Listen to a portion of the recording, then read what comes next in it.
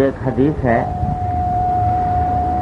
حضرت انس رضی اللہ تعالیٰ عنہ سے روایت ہے کہ حضور اقدس نبی کریم سرور دو عالم صلی اللہ علیہ وسلم نے ارشاد فرمایا کہ اذا احب اللہ عبدا صب علیہ البلاء صبا،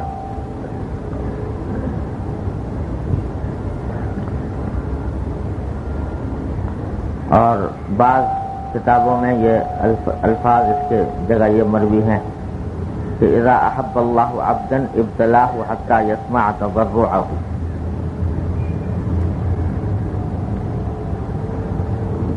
معنی اس کے یہ ہے، حدیث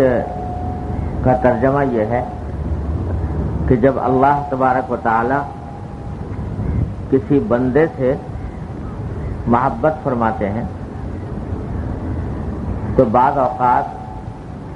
اس کے اوپر مختلف آزمائشیں بھیجتے ہیں،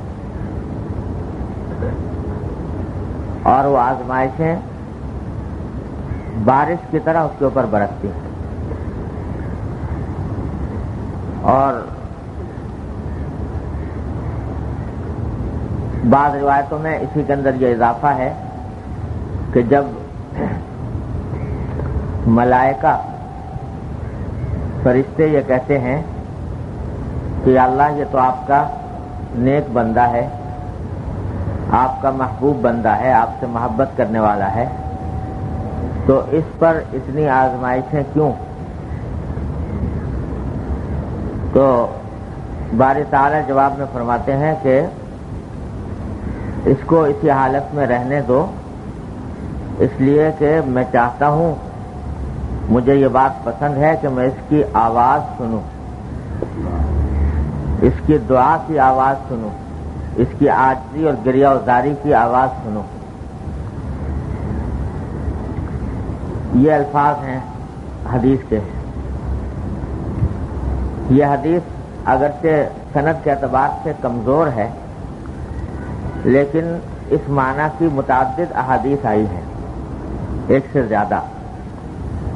مثلا آگے حضرت ابو امامہ رضی اللہ تعالیٰ عنہ کی حدیث نقل کی ہے، اس کا بھی تقریباً مفہوم یہ ہے کہ اللہ تعالیٰ فرشتوں سے فرماتے ہیں کہ میرے بندے کے پاس جاؤ اور اس کو آزمائش میں مبتلا کرو،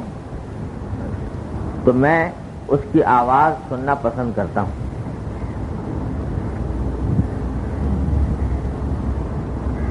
یہ حدیث در حقیقت بشارت ہے اس اللہ کے بندے کے لیے جو مختلف تکلیفوں یا پریشانیوں میں مبتلا ہو، اور تکلیفوں پریشانیوں کے باوجود اس کا رابطہ اللہ تبارک و تعالیٰ کے ساتھ قائم ہو، اور وہ دعا کے ذریعے اپنی اس تکلیف اور پریشانی کو دور کرنے کی فکر کر رہا ہو، اس کے لیے اس حدیث میں بشارت ہے. اور یہ بشارت ہے کہ یہ تکلیف جو دی جا رہی ہے، یہ در حقیقت یہ تکلیف اللہ جل جلالہ نے محبت کی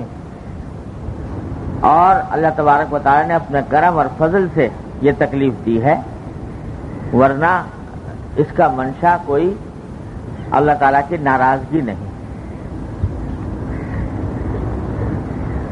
اس کی تھوڑی سی تفصیل یہ ہے کہ جب بھی کوئی انسان کسی بلا میں مبتلا ہو، الیاذ باللہ، کسی پریشانی میں ہو، کسی تکلیف میں ہو، کسی بیماری میں ہو،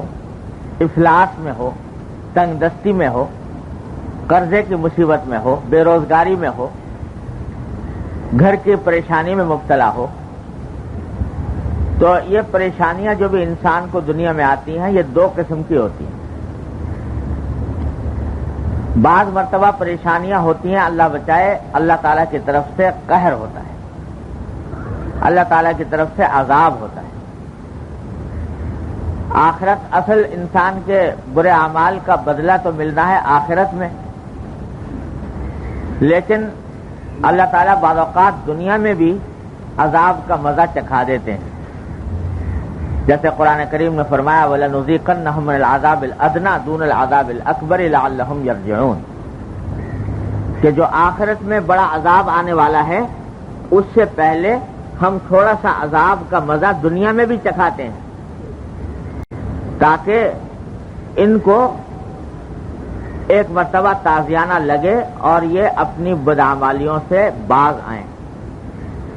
تو بعض مرتبہ تکلیفیں ہوتی ہیں، پریشانیاں ہوتی ہیں، وہ ہوتی ہیں در حقیقت اللہ تعالیٰ کے عذاب کے طور پر، سزا کے طور پر، اور بعض مرتبہ پریشانیاں اس وجہ سے ہوتی ہیں جو یہاں پر مذکور ہے کہ اللہ تبارک و تعالیٰ کی طرف سے بندے کے درجات بلند کرنے ہوتے ہیں، اس کو کہیں سے کہیں پہنچانا ہوتا ہے، اور اس درجات کی بلندی کے لیے، اجر و ثواب میں اضافے کے لیے اس کو تکلیفیں دی جاتی ہیں۔ تو دونوں میں فرق کیا ہے، کیسے پتہ لگے کہ یہ تکلیف جو ہمیں پیش آ رہی ہے یہ پہلی قسم کی ہے یا دوسری قسم کی ہے؟ تو اس کی علامت بالکل صاف اور واضح ہے۔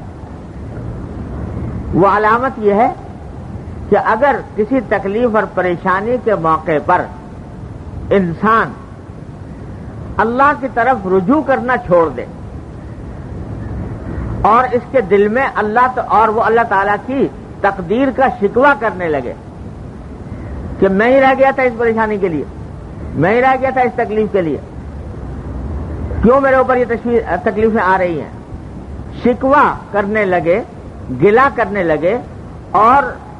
وہ اللہ تعالیٰ کی طرف رجوع کرنا چھوڑ دے۔ تکلیفوں کی حالت میں آدمی جو پھنس کر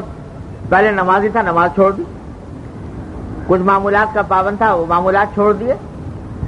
اور اللہ تعالیٰ کی طرف رجوع نہیں کر رہا، اس تکلیف کو دور کرنے کے لیے سارے ہاتھ پاؤں مار رہا ہے، اپنے ظاہری کام کر رہا ہے، لیکن اللہ تعالیٰ کی طرف رجوع نہیں کرتا، دعا نہیں کرتا، اللہ تعالیٰ سے مانگتا نہیں، استغفار نہیں کرتا، توبہ نہیں کرتا۔ یہ علامت اللہ بچائے اس بات کی ہے کہ یہ تکلیفیں اللہ تعالیٰ کی طرف سے قہر ہیں، اللہ تعالیٰ کی طرف سے سزا ہے، عذاب ہے۔ اللہ تعالیٰ ہر مومن کو اس سے محفوظ رکھے۔ لیکن اگر تکلیف آنے کے باوجود انسان رجوع کر رہا ہے اللہ تعالیٰ سے، یا اللہ میں کمزور ہوں، اس تکلیف کا تحمل نہیں کر سکتا، اپنی رحمت سے مجھے اس سے بچا لیجئے، اپنی رحمت سے مجھے سے محفوظ فرما دیجئے، رجوع کر رہا ہے اللہ تبارک و تعالیٰ ہی سے، اور دل میں شکوہ اور گلہ نہیں ہے، تکلیف کا احساس ہے، اس تکلیف میں چاہے روئے بھی، اس تکلیف میں چاہے رنج کا اظہار بھی کرے، غم کا اظہار بھی کرے، لیکن اللہ تبارک و تعالیٰ کی تقدیر سے شکوہ نہیں، اور رجوع اسی کی طرف ہے کہ اس تکلیف کی حالت میں وہ پہلے سے زیادہ اللہ تعالیٰ کی طرف رجوع کر رہا ہے، پہلے سے زیادہ نمازیں پڑھ رہا ہے، پہلے سے زیادہ اللہ تعالیٰ سے دعائیں مانگ رہا ہے۔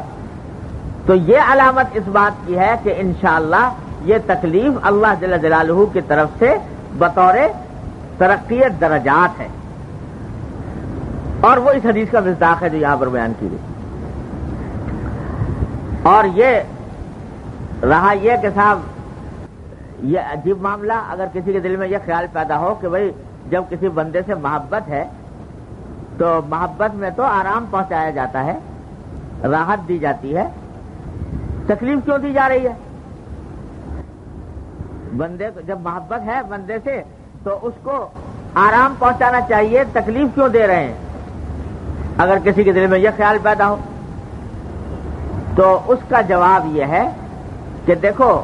اس کائنات میں، پہلے بھی بار بار میں آپ سے عرض کر چکا ہوں، اس دنیا میں کوئی بھی انسان ایسا نہیں جس کو کبھی نہ کبھی کوئی نہ کوئی تکلیف نہ پہنچے، کوئی نہ کوئی صدمہ نہ پہنچے۔ کوئی بھی انسان، چاہے وہ بڑے سے بڑا نبی اور پیغمبر ہو، یا ولی ہو اور صوفی ہو، یا کوئی سرمایہ دار ہو، دولت مند ہو، کتنی دولت رکھنے والا ہو، ایسا نہیں ہو سکتا کہ وہ تکلیف کے بغیر دنیا سے چلا جائے۔ اس واسطے کہ اللہ تبارک و تعالیٰ نے یہ عالم بنایا ہی دنیا کا ایسا ہے کہ اس میں غم اور خوشی، رنج اور تکلیف، صدمہ اور تکلیف، یہ سب ساتھ ساتھ چلتے ہیں۔ جو خالص خوشی کا مقام ہے، خالص راحت کا مقام ہے، وہ یہ دنیا ہے ہی نہیں، وہ اور عالم ہے، وہ ہے جنت کا عالم۔ اللہ تعالیٰ اپنی رحمت سے ہم سب کو عطا فرما دے، اپنی رحمت سے۔ وہ ہے عالم راحت کا اور خوشی کا کہ لا خوف علیہم ولا ہم یحزنون، وہاں نہ کوئی خوف ہے، نہ کوئی غم ہے، نہ صدمہ ہے۔ وہ ہے عالم اصل میں، اصل خوشی کا اور راحت کا۔ دنیا تو بنائی ہی اللہ تعالیٰ نے ایسا ہے، ایسی چیز ہے جس میں کبھی خوشی ہوگی، کبھی غم ہوگا، کبھی سردی ہوگی، کبھی گرمی ہوگی، کبھی دھوپ ہوگی، کبھی چھاؤں ہوگی، کبھی ایک حالت ہوگی، کبھی دوسری حالت ہوگی۔ تو دنیا تو اصل میں ہے ہی ایسی چیز، لہذا اس میں ایسا ممکن نہیں کہ کوئی شخص بے غم ہو کر بیٹھ جائے، ہو ہی نہیں سکتا۔ ہمارے حضرت والا حضرت حکیم الامت صلی اللہ تعالیٰ سرہ نے اپنے مواعظ میں ایک قصہ لکھا ہے کہ ایک شخص تھا، اس کی ملاقات ہو گئی کہیں حضرت خضر علیہ السلام سے، حضرت خضر علیہ السلام سے کہیں ملاقات ہوئی، تو اس نے حضرت خضر علیہ السلام سے کہا کہ حضرت میرے واسطے یہ دعا کر دیجئے کہ مجھے زندگی میں کوئی غم تکلیف نہ آئے اور میں ساری زندگی بے غم ہو کر گزاروں، کبھی کوئی تکلیف نہ پہنچے۔ حضرت خضر علیہ السلام نے فرمایا کہ بھائی یہ دعا تو ہو نہیں سکتی یہاں دنیا میں، کیونکہ غم تو آئے گا، تکلیف تو آئے گی، لہذا میں یہ دعا تو نہیں کر سکتا۔ البتہ ایک بات کر سکتا ہوں، وہ یہ کہ تم ذرا تلاش کرو اپنے ماحول میں جو آدمی تمہیں سب سے زیادہ بے غم نظر آئے یا سب سے زیادہ کم تکلیف والا نظر آئے، سب سے زیادہ راحت میں نظر آئے، اس کا مجھے پتہ بتا دینا، اس کے لیے میں تمہارے لیے یہ دعا کر دوں کہ اللہ میاں اس کو ایسا بنا دیجیے۔ یہ آدمی جو سب سے زیادہ راحت میں ہے، سب سے زیادہ آرام میں ہے، عیش میں ہے، اور تکلیفیں اس کو سب سے کم ہے، تو اس جیسا بنا دیجیے، یہ دعا کر دوں۔ تو تلاش کر کے بتاؤ کوئی آدمی۔ یہ بڑے خوش ہوئے، انہوں نے سوچا کہ چلو کم از کم ایسی دعا تو ایسا تو مل جائے گا کہ جو بہت زیادہ راحت اور آرام میں ہے، عیش میں ہے۔ تو یہ تلاش کرنے کے لیے نکلے، چاروں طرف گھوم پھر کے دیکھا تو ایک جوہر ہی ملا، جو جوہر یہ سونا چاندی زیورات اور یہ قیمتی پتھر یہ فروخت کرتا تھا۔ تو دیکھا تھا بڑی عالی شان اس کی دکان تھی، اس میں نوکر چاکر تھے اور بڑی شاندار سواری میں سوار ہو کے آتا تھا، اور اس کی دکان بھی بڑی مزین اور آراستہ پیراستہ، گھر بھی بڑا عالی شان۔ اور جا کے دیکھا تو بیٹے اس کے بڑے خوبصورت اور صحت مند دکان کے اوپر بیٹھے ہوئے۔ تو ظاہر حالات سے بالکل معلوم ہوا کہ یہ شخص بڑا عیش میں ہے۔ تو خیال ہوا کہ اس کے بارے میں دعا کراؤں کہ ایسا بن جاؤں۔ لیکن جب دعا کرانے کے جانے لگے تو خیال آیا کہ ذرا اس سے پوچھ تو لوں کہ بھائی تم کس حال میں ہو، کہیں ایسا تو نہیں کہ اندر کوئی اور گڑبڑ ہو اور پھر جو رہی صحیح حالت ہے اس سے بھی جاؤں۔ تو جا کے پوچھا اس سے کہ بھائی تم بڑے آرام میں معلوم ہوتے ہو، بڑے دولت مند ہو، بڑی اچھی دکان ہے، بڑے نوکر چاکر ہیں اور ساری دنیا کی راحتیں نظر آتی ہیں، تو کوئی ایسا تو نہیں کہ میں چاہتا ہوں تم جیسا بن جاؤں، تو کوئی ایسا تو نہیں کوئی تکلیف تو میں ایسی لاحق ہو کہ پریشان کن ہو۔ تو وہ تنہائی میں لے گیا کہ ذرا میرے ساتھ آؤ، لے جا کر اس سے کہا کہ بھائی تم مجھے سمجھتے ہو کہ میں بڑا دولت مند اور بڑا عیش و آرام میں ہوں، میں تو یہ سمجھتا ہوں کہ اس دنیا میں مجھ سے زیادہ غم میں اور تکلیف میں کوئی اور ہے ہی نہیں۔ اور پھر اسے جو تفصیل بتائی اپنے گھر کی، اپنی بیوی کی اخلاقی حالت کے بارے میں ایسی ایک قصہ سنایا جو زبان سے سنانا بھی مشکل ہے، اور کہا کہ میں اس کی وجہ سے اس قدر اذیت میں ہوں کہ کوئی لمحہ میرا ایسا نہیں گزرتا جس کے اندر مجھے یہ اذیت لاحق نہ ہوتی ہے۔ تو تم میرے ظاہری حالات کو دیکھ رہے ہو، ظاہری دولت کو دیکھ رہے ہو، لیکن اندر سے میرے دل میں جو آگ سلگ رہی ہے صدمے کی اور غم کی، اس سے تم واقف نہیں۔ تو یہ سمجھا کہ دیکھو جتنے لوگ میں عائش آرام میں دیکھ رہا ہوں، پتہ نہیں کون کس مصیبت میں کس بلا میں گرفتار ہے۔ تو جا کے کہا کہ جی میں نہیں بتا سکتا کسی کا کہ کون کہ فلاں جیسا ہو جاؤں، خدا جانے کس کے بارے میں میں کہہ دوں کہ اس جیسا ہو جاؤں اور اندر سے وہ کس بلا میں مبتلا ہو۔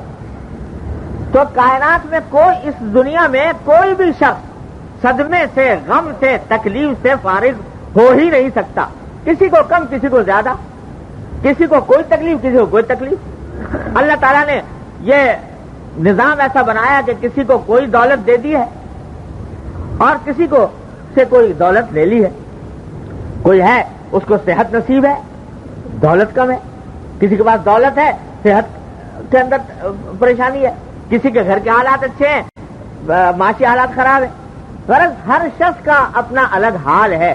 اور تکلیفیں اس کو پہنچنی ہیں دنیا میں۔ جب پہنچنی ہی ٹھہری، تکلیفیں تو پہنچنی ہی ٹھہری، تو اللہ تبارک و تعالیٰ فرماتے ہیں کہ یہ میرا محبوب بندہ ہے تو میں اس کے لیے تکلیف کو دائمی راحت کا ذریعہ بنانا چاہتا ہوں کہ یہ تکلیف اور یہ صدمہ، یہ پریشانی اس کے لیے دائمی راحت کا ذریعہ بن جائے اور اس کا مقام بلند ہو جائے۔ آخرت میں جب پہنچے میرے پاس تو ایسا پاک صاف ہو کر پہنچے کہ یہ اعلیٰ ترین درجات کا مستحق ہے۔ اس واسطے عطا فرماتے اور اپنے پیاروں کو دیتے ہیں۔ انبیاء علیہ السلام سے زیادہ محبوب تو اس کائنات میں کوئی ہو نہیں سکتا، لیکن حدیث میں آیا، نبی کریم سرور دو عالم صلی اللہ علیہ وسلم نے ارشاد فرمایا، اشد الناس بلاء الانبیاء ثم الامثل فالامثل، کہ اس دنیا میں سب سے زیادہ آزمائشیں آتی ہیں انبیاء علیہ السلام پر، اور پھر ان کے بعد جتنا کوئی ان سے زیادہ قریب ہوتا ہے، ان سے مشابہت رکھنے والا ہوتا ہے، اتنی آزمائشیں اس کے اوپر آتی ہیں۔ جتنا ان سے قریب ہوتا جائے گا اتنا ہی آزمائشیں ان کے اوپر آئیں گی۔ دیکھو ابراہیم خلیل اللہ لقب ہے کہ نہیں؟ خلیل اللہ کے معنی اللہ کے دوست، اللہ کے دوست، مگر کیا کیا بلائے، کیا کیا مسائب آئے اور کیا کیا آزمائشیں پیش آئیں۔ آگ میں ان کو ڈالا جا رہا ہے، بیٹے کو ذبح کرنے کا ان کو حکم آ رہا ہے، بیوی بچے کو ایک بے آب و گیاہ وادی میں چھوڑ کر جانے کا حکم ان کے اوپر آ رہا ہے۔ غرض کوئی نو تکلیف کی ایسی نہیں ہے جو ان کے اوپر آئی نہ ہو۔ اپنے پیارے ہیں لیکن دیا جا رہا ہے، تکلیف دی جا رہی ہے، اس واسطے دی جا رہی ہے تاکہ ان کے درجات بلند کیے جائیں۔ ارے جب ان تکلیفوں کا انعام ملے گا آخرت میں تو اس وقت پتہ چلے گا کہ یہ تکلیفیں تو کوئی پرکاہ کے برابر حیثیت ہی نہیں رکھتی تھی، وہ تو بھول جائے گا انسان، اور پھر اس کے بدلے جو انعامات اللہ تبارک و تعالیٰ کی طرف سے ہوں گے تو ان کا کچھ ٹھکانہ نہیں۔ اسی لیے حدیث میں آتا ہے کہ حضور اقدس نبی کریم صلی اللہ علیہ وسلم نے ارشاد فرمایا کہ جب اللہ جل جلالہ آخرت میں صبر کرنے والوں کو صبر کا انعام عطا فرمائیں گے، تکلیفیں جن کو ملی تھی اور ان تکلیفوں پر انہوں نے صبر کیا تھا، اس پر جب انعام عطا فرمائیں گے اللہ تبارک و تعالی تو دوسرے لوگ ان انعامات کو دیکھ کر یہ تمنا کریں گے کہ کاش دنیا میں ہماری کھالیں قینچیوں سے کاٹی گئی ہوتی، ہماری کھالیں قینچیوں سے کاٹی گئی ہوتی، اس پر ہم صبر کرتے تو آج ہم بھی انعامات کے مستحق ہوتے۔ تو یہ جو قرآن کریم میں فرمایا کہ جب آدمی وہاں پہنچے گا، یہ ہمیں محدود نظر کی وجہ سے، محدود عقل کی وجہ سے ہم اس دنیا ہی کو سب کچھ سمجھے بیٹھے ہیں، لیکن جب وہاں پہنچے گا انسان تو دنیا کا تصور اس کو ایسا آئے گا کأنہم لم یلبثوا الا عشیۃ او ضحاھا، کہ ساری عمر ایسا لگے گا جیسے کہ شام کا ایک شام گزر گئی یا ایک صبح گزر گئی، وہ لگے گی۔ اور آخرت کی جو ابدی اور لازوال زندگی ہے وہ پھر اللہ تبارک و تعالیٰ عطا فرمائیں گے، تو یہ تو بھول جاؤ گے یہ تکلیف، اور اس کے بعد پھر جو دائمی راحت اور دائمی مسرت اللہ تعالیٰ کی طرف سے عطا ہوگی، اس کے بعد اس کی کوئی حیثیت ہی نہیں رہے گی۔ ہمارے حضرت والا حضرت حکیم الامت قدس اللہ تعالیٰ سرہ فرماتے ہیں کہ ان تکلیفوں کی مثال یوں سمجھو کہ جیسے ایک ڈاکٹر ہے، وہ کسی بیماری کا آپریشن کرتا ہے، جسم میں زخم ہو گیا ہے، کوئی بیماری پیدا ہو گئی ہے، آپریشن کیا، آپریشن کرنے میں تکلیف ہوئی کہ نہیں ہوئی؟ لیکن اس تکلیف جاننے کے باوجود انسان خود درخواستیں کر کے، منتیں کر کے آپریشن کرواتا ہے کہ بھائی میرا آپریشن کر دو، اور فیس بھی دیتا الٹی کہ پیسے دے رہا ہے اس واسطے کہ میرے اوپر نشتر چلاؤ۔ یہ نشتر جو چلائے جا رہے ہیں اس کو باقاعدہ فیس دے کر منتیں کر کے چلا رہا ہے نشتر، حالانکہ تکلیف تو پہنچ رہی ہے، لیکن جانتا ہے کہ یہ تھوڑی سی تکلیف ہے، یہ چند گھنٹے کی ہے، چند دنوں کی ہے، اور اس کے بعد جو صحت کی نعمت ملنے والی ہے اس کے بعد وہ اتنی عظیم ہے کہ اس کے آگے یہ تکلیفیں کوئی حیثیت نہیں رکھتی، اس واسطے فیسیں دیتا ہے، منتیں کرتا ہے، اور عاجزی کر کے کہ جی ہمیں جلدی وقت دے دو کسی طرح ہمارے اوپر نشتر چلانے کے لیے، تو وہ چلائے جا رہے ہیں۔ اب جو ڈاکٹر نشتر چلا رہا ہے اس کو کیا سمجھو گے؟ دشمن ہے کہ ہمیں تکلیف پہنچا رہا ہے؟ وہ در حقیقت اس سے زیادہ مشفق اس حالت میں کوئی اور نہیں، اس سے زیادہ مہربان کوئی اور نہیں، اس واسطے کہ یہ آپریشن کرنے کے بعد تمہارے لیے دائمی صحت کا ذریعہ تمہارے لیے بنا رہا ہے۔ تو اللہ تبارک و تعالی جب کسی بندے کو اس حدیث کے تحت تکلیف عطا فرماتے ہیں تو حقیقت میں وہ اس کا آپریشن ہو رہا ہے، آپریشن ہو رہا ہے کہ اس کو پاک صاف کیا جائے۔ ہمیں اپنے پاس جب ہم اس کو بلائیں تو یہ پاک صاف ہو کر آئے اور گناہوں سے دھل کر آئے، گناہوں سے دھل کر آئے، اور اللہ تبارک و تعالیٰ اس کو درجات اس کے بلند فرمائے، یہ ہوتا ہے۔ اور حضرت فرماتے ہیں کہ اور اس کی مثال یوں سمجھ لو کہ ایک محبوب ہے تمہارا، مدتوں سے ملاقات نہیں ہوئی اور دل چاہتا ہے اس سے ملنے کا، کسی وقت اچانک پیچھے سے آ کر اس نے تمہاری کمر کے گرد ہاتھ ڈال کے اور تمہیں دبانا شروع کر دیا، اتنی زور سے دبایا کہ پسلیاں درد کرنے لگی، تکلیف ہوئی۔ لیکن اگر وہ یہ کہے کہ بھائی اگر تم چاہو تو میں چھوڑ دوں اور یہ پسلیاں جو تمہاری دکھ رہی ہیں یہ دکھن تمہاری دور ہو جائے اور میں کسی اور کی پکڑ لوں اس طرح، اور کسی اور کو اس طریقے سے تکلیف پہنچانے شروع کر دوں، تو اگر محبوب صادق ہے، سچا، تو وہ کہے گا کہ بھائی اس سے زیادہ تکلیف پہنچا دو، سرے دوستاں سلامت کہ تو خنجر آزمائی، سرے دوستاں سلامت کہ تو خنجر آزمائی، نہ شود نصیب دشمن کے شود ہلاک تیغت، سرے دوستاں سلامت کہ تو خنجر آزمائی، تیرے خنجر یہ دشمنوں کے، میں نہیں چاہتا کہ تیرا خنجر دشمنوں پر چلے، تیرا نشتر دشمنوں پر چلے، یہ تو سرے دوستاں سلامت کے تو خنجر آزمائی۔ تو اللہ تبارک و تعالیٰ کی طرف سے یہ جو آتی ہیں تکلیفیں حقیقت میں اللہ کے ان بندوں پر جو رجوع کرنے والے ہیں اللہ تعالیٰ کی طرف، تو فرماتے ہیں لَنَبْلُوَنَّكُمْ بِشَيْءٍ مِّنَ الْخَوْفِ وَالْجُوعِ وَنَقْصٍ مِّنَ الْأَمْوَالِ وَالْأَنفُسِ وَالثَّمَرَاتِ، ہم تمہیں آزمائیں گے، ضرور آزمائیں گے، یعنی اتنی تاکید کے ساتھ لَنَبْلُوَنَّكُمْ، تمہیں ضرور آزمائیں گے۔ کہاں سے آزمائیں گے؟ بِشَيْءٍ مِّنَ الْخَوْفِ، کبھی کوئی خوف آ جائے گا، کبھی والجوع، کبھی بھوک سے آزمائیں گے، کبھی تمہارے مال میں کمی ہو جائے گی، کبھی تمہارے پھلوں میں کمی ہو جائے گی، کبھی تمہارے ملنے جلنے والے اعزاء اقربا میں کمی ہو جائے گی کہ کسی کا انتقال ہو گیا، یہ تو ہم آزمائیں گے، تمہیں چھوڑ نہیں سکتے۔ اور آگے کیا؟ وَبَشِّرِ الصَّابِرِينَ الَّذِينَ إِذَا أَصَابَتْهُمْ مُصِيبَةٌ قَالُوا إِنَّا لِلَّهِ وَإِنَّا إِلَيْهِ راجعون، خوشخبری سنا دو ان لوگوں کو جو اس ان آزمائشوں پر صبر کریں اور یہ کہہ دیں کہ انا للہ و انا الیہ راجعون، اولئک علیہم صلوات من ربہم ورحمہ، ان کے اوپر صلوات ہے یعنی رحمتیں ہی رحمتیں اللہ تعالیٰ کی، واولئک هم المہتدون، اتنی بڑی گواہی اللہ تعالیٰ نے دے دی۔ تو بھائی یہ تو اللہ تعالیٰ کا نظام ہے کہ اللہ تعالیٰ اپنے نیک بندوں کو بعض اوقات یہ تکلیفیں اس لیے پہنچاتے ہیں کہ ان کے درجات بلند ہوں. ہمارے حضرت والد صاحب کا تعالیٰ سے یہ شعر پڑھا کرتے تھے بڑے عجیب وجد کے سے عالم میں. اللہ کہ وہ فارسی کا شعر ہے کہ ماں پروریم دشمن و مامی کشیم دوست، ماں پروریم دشمن و مامی کشیم دوست، کسرا چراؤ چون رسد در قضائے ماں. کہ ہم بعض اوقات دشمن کو پالتے ہیں، اس کو ترقی دیتے ہیں، اور دوست کو مارتے ہیں، دوست کو تکلیف پہنچاتے ہیں. کسرا چراؤ چون رسد در قضائے ماں. ہمارے قضا میں، ہماری تقدیر میں کسی کو چون و چرا کی مجال نہیں. ہماری حکمت کو کون سمجھے؟ حضرت نے ایک قصہ لکھا ہے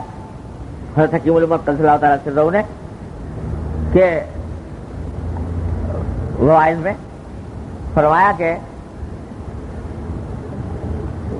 ایک شہر میں دو آدمی بستر مرگ پر پڑے ہوئے تھے. ایک تھا مسلمان اور ایک تھا یہودی. دونوں موت کے قریب پہنچ رہے تھے، بستر مرگ پر تھے.